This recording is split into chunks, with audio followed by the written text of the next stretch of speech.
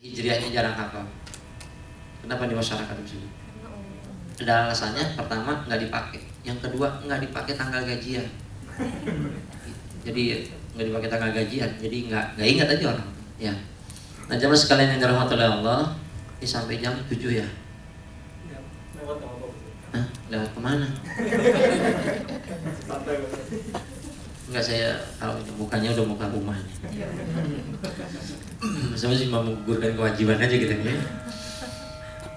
Dalam surat At-Taubah ayat 36 kata Allah Subhanahu wa taala, A'udzubillahi minasyaitonirrajim. Inna 'iddatash syuhuri indallahi 12 syahran fi kitabillah yauma khalaqas samawati wal ardh minha arba'atu hurum. Bulan menurut Allah itu ada 12 bulan hitungan Allah. Dari mulai bulan Muharram sampai bulan apa? Jalur Masehi dari Januari sampai Desember. Nah, kalau Hijriah dari Muharram sampai sampai mana? Sampai kita mikir dulu apaan itu ya. Sampai apa? Dzulqa'dah, Dzulhijjah, Dzulqa'dah, Dzulhijjah. Gitu. Ya. Enggak apa-apa lah, enggak wajib ini. Ya. Muharram, Safar, Rabiul Awal. Yakin baca dia. Apa. Ya. Dan bulan-bulan itu ada sebelum Nabi Muhammad lahir, bulan-bulan itu. Jadi nama-nama itu sudah ada sebelum Nabi Muhammad lahir, itu bulan-bulan itu udah ada. Dan ketika zaman Umar bin Khattab, ketika penanggalan bulan Islam dengan nama Hijriah, itu Umar bin Khattab itu mengcover, menganulir dari budaya Arab. Itu. Jadi sahabat itu pun kalau memang ada budaya yang sifatnya baik, itu dia nggak apa-apa dipakai gitu. Kalau memang ada budaya baik, di antaranya adalah penanggalan bulan yang Muharram, Safar kayak gitu. Termasuk Nabi Muhammad lahirnya 12 Rabiul Awal. Jadi sebelum nama Nabi Muhammad lahir, nama Rabiul Awal itu sudah ada sebelum Nabi Muhammad lahir. Jadi memang udah budayanya begitu gitu. Jadi kalau memang ada sebuah budaya itu baik, tidak bertentangan dengan syariat, tidak bertentangan dengan ajaran Islam, maka itu boleh, biasa saja dipakai. Makanya al-adah muhakkamah, tarkul adah adawah.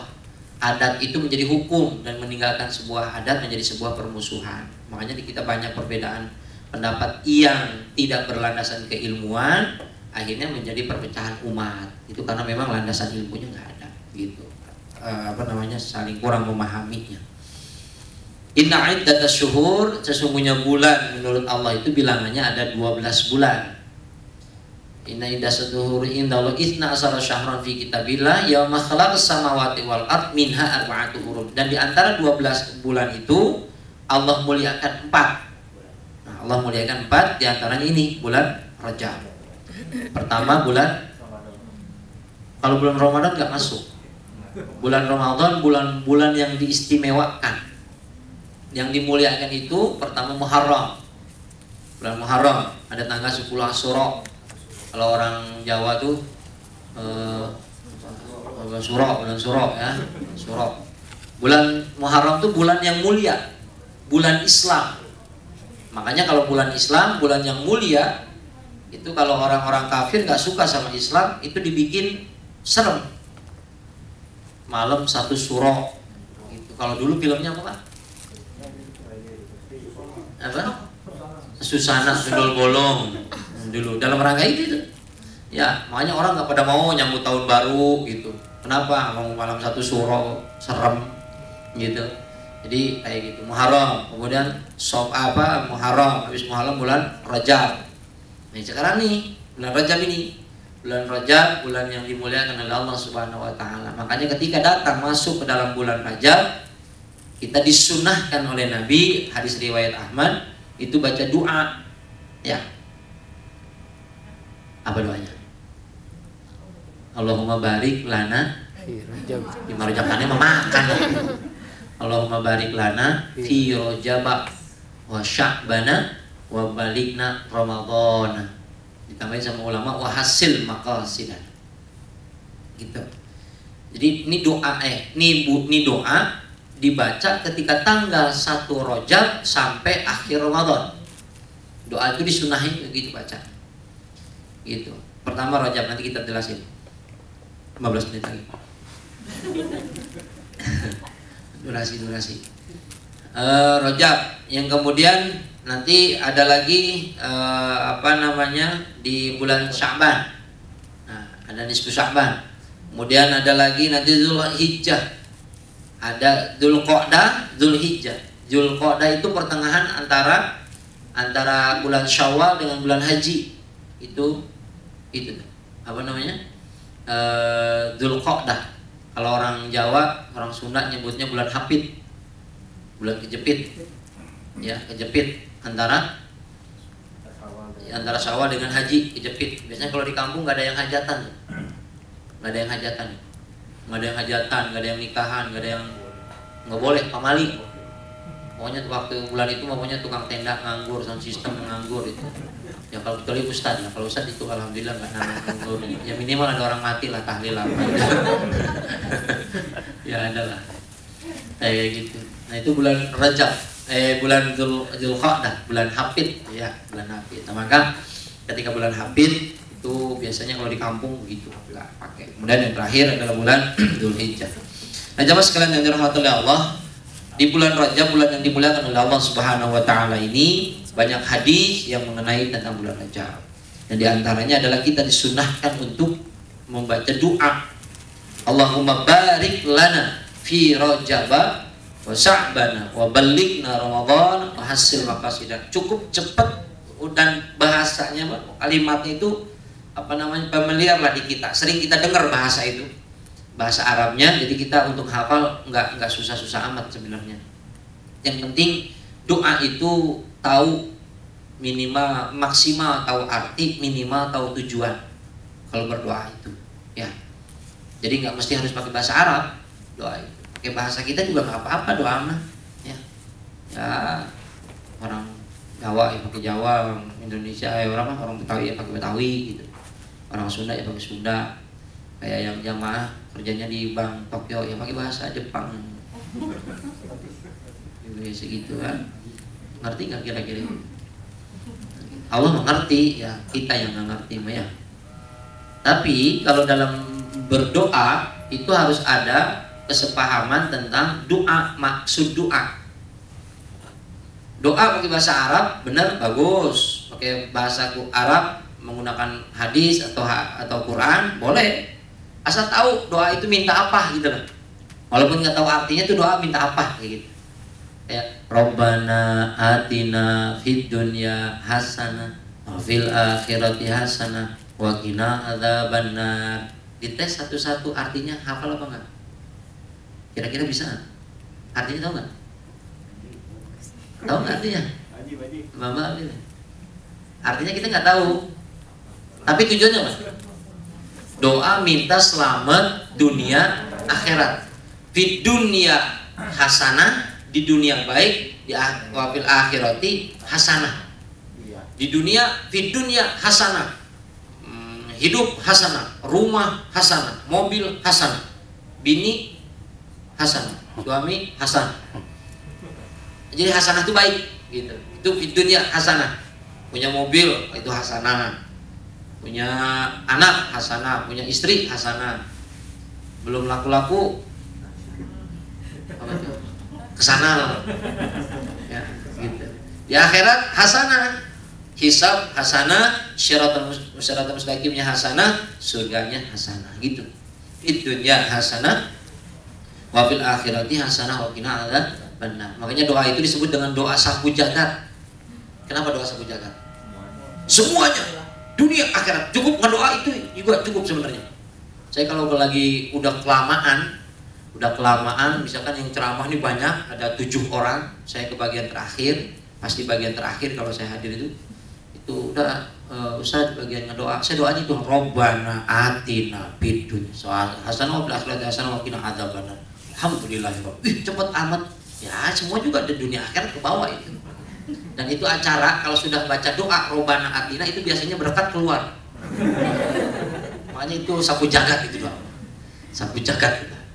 Pokoknya itu begitu tuh. Nah, dalam doa kita harus tahu arti, ya harus tahu arti.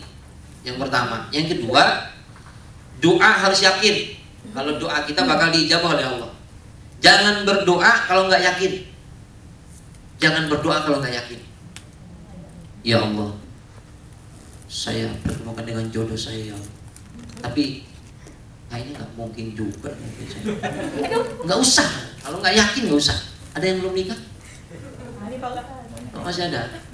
Dari bapak-bapak ada yang belum nikah? Masih ada. Udah tinggal jodohin doang. Susah. Ketemu jodoh di sini. Susah. Pak Rijal prospek ada, Pak Rijal tenang.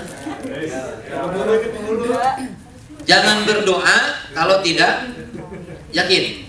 Berdoalah yakin. Ana inda abdul dzanni bi. Aku itu tergantung prasangka hambaku. Kalau hambaku yakin, maka aku akan yakin. Ketika hambaku tidak yakin, maka aku pun tidak akan memberi apa yang dia minta. Makanya itu doa yakin. Itu ya. Yang kedua, doa nggak boleh maksa. Yang ketiga, doa tuh maksa kadang-kadang. Kita tuh Allah tuh kepaksa gitu. Hah? Berapa? Ya yakin kan bukan berarti maksa. Ya nggak? Kurang gimana Pak Haji nganterin makanan tuh Pak Haji, luar biasa Pak Haji. Bener loh. Jangan sepelein kayak begitu tuh. Kata Nabi, memberikan segelas air kayak gini untuk seorang itu pahalanya 10. Jadi kalau kita lagi ngoper-ngoper air loh, kan ada sebuah ngoper tuh. Itu pahalanya 10 gitu. Mau 10 lagi. Ini nyimpangnya dari mana? Ini gara-gara Pak Haji sini. Ya jangan maksa. Jangan maksa. Ya Allah, saya pengen motor warna biru Vario ya Allah. Kalau enggak mendingan jangan ya Allah. Jangan makan, jangan maksa. Atau yang belum punya jodoh, ya Allah pertemukan saya dengan dia ya Allah. Bisa jodohkan saya dengan dia. Kalau memang bukan jodoh, pokoknya harus jodoh ya Allah. Itu nggak boleh maksa kayak gitu ya. Yang ketiga, yang keempat, doa itu nggak boleh terlalu rinci. Nggak boleh terlalu rinci. Kenapa? Kalau ada yang dimaksudkan satu poin dan itu include, maka itu udah termasuk. Ya Allah berikan kepada saya jodoh ya Allah, laki-laki yang hidungnya mancung belum matanya lentik, nggak usah itu. Yang penting ada jodoh, siapa maksudnya itu. Itu terlalu detail, gitu. Ya Allah, laki-laki ya Allah, hidungnya mancung ya Allah, giginya rapih, terus ada jenggotnya kira-kira 3 atau 4 ya Allah. Nggak usah, ini terlalu rinci. Itu rinci banget, nggak boleh kayak begitu. Nanti Allah minta kita apa yang kita mau. Apa yang kita mau kita sampaikan, tapi nggak terlalu rinci apa yang dimaksudkan. Yang kelima, doa nggak boleh terlalu singkat. Ya Allah, Engkau tahu apa yang aku inginkan. Amin. Lu minta apa sih? Nggak boleh begitu. Nah di doa itu gitu. Nah doa bulan Rajab, kalau fadilah bulan Rajab kan diantaranya kita disunahkan, diantaranya kita berpuasa, sunnah puasa. Nabi itu paling banyak di antara 12 bulan puasa itu 3. Paling banyak full 1 bulan Ramadan. Kemudian yang fullnya lagi kisaran 25 harian Nabi Muhammad di Sya'ban. Nah di bulan Rajab kisaran 15 sampai 20 hari Nabi Muhammad puasanya. Ada yang udah puasa Rajab? Nah, minimal puasa Senin Kamis menghormati bulan Rajab gitu aja. Gitu ya. Ayamul bid, ya boleh di ayamul bid. Ayamul bid malah Pak kalau di Rajab disunahkan puasanya Kamis, Jumat, Sabtu. Kalau puasa lainan bulan, lain bulan Rajab itu ayamul bid. Ayamul bid itu pertengahan bulan 14, 15, 16 gitu. Itu sunnah 1 bulan 3 kali dalam puasa ayamul bid. Kalau enggak Senin, Kamis gitu.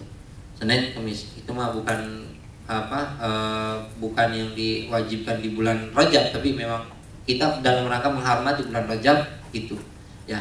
Minimal kita dapat sunnah puasa Seninnya, dapat puasa sunnah Kamisnya, dan kita dapat penghormatan untuk menghormati bulan Rajab. Sebab kenapa? Sebab kata Nabi, Rajab syahrullah. Rajab itu bulannya Allah gitu. Wa Sya'ban sahri, Ramadan Sya'ban itu bulanku kata Nabi, wa Ramadan syahru ummati, dan Ramadan itu adalah bulan umatku. Gitu. Karena memang bulan umatku itu makanya kita puasa bareng. Marilah semua masing-masing. Kalau bulan Sya'ban bulanku kata Nabi. Jadi Nabi itu puasa tidak sebanyak bulan Ramadan kecuali di bulan Sya'ban, dan tidak sebanyak bulan Sya'ban kebandingannya dengan bulan Rajab.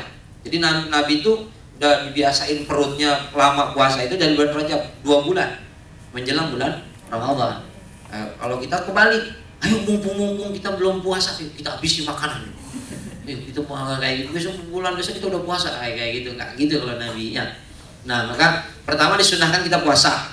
Sebelum saya nanti bahas doa, kita disunahkan puasa. Yang kedua, kita disunahkan istighfar. Perbanyak istighfar. Istighfar ini gimana ya? Biasa astagfirullahaladzim kayak gitu. Yang ketiga, kita banyak disunahkan untuk bertasbih. Sebenarnya ada 15, ada 25 rutinitas atau kebiasaan atau amalan yang dibaca ketika bulan Rajab. Di antaranya saya ambil yang gede-gedenya.